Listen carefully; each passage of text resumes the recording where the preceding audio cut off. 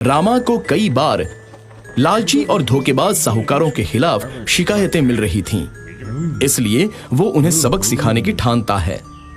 रामा साहूकार के पास जाता है।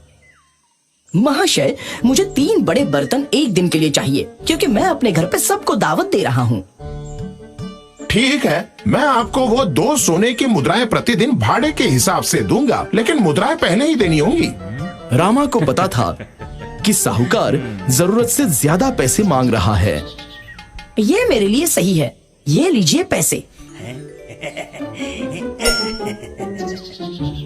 रामू, 3 बड़े बड़े बर्तन लाओ।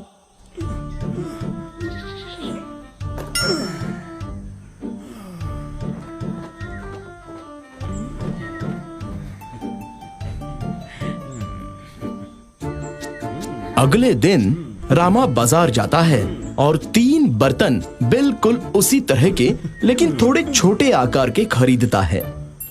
वो साहूकार के पास जाता है।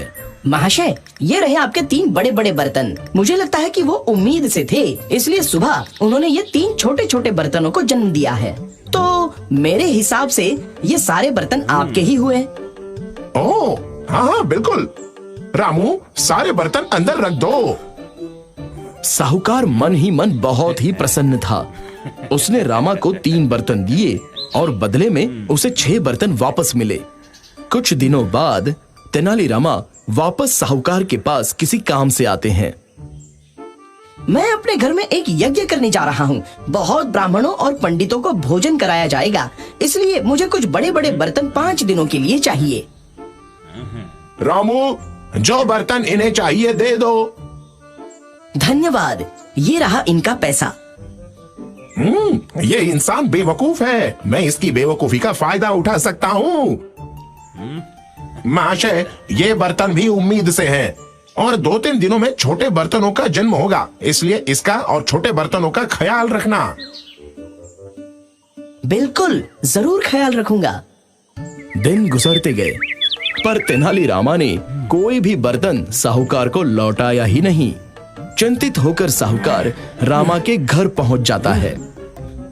महाशय, मेरे बर्तन कहाँ है? आपने 5 दिनों के लिए उन्हें लिया था, पर अब तो 10 दिन से भी ऊपर हो चुके हैं। खेद से कहना पड़ रहा है कि छोटे बर्तनों को जन्म देते वक्त उनकी जान चली गई। धोखेबाज, ऐसा कैसे हो सकता है? महाशय, कभी बच्चों को जन्म देते वक्त माओं की मृत्यु हो जाती है और यही आपके बर्तनों के साथ हुआ है। तुम धोखेबाज हो, तुम मुझे झूठ बोल रहे हो। मैं तुम्हें न्याय के लिए दरबार में ले जाऊंगा।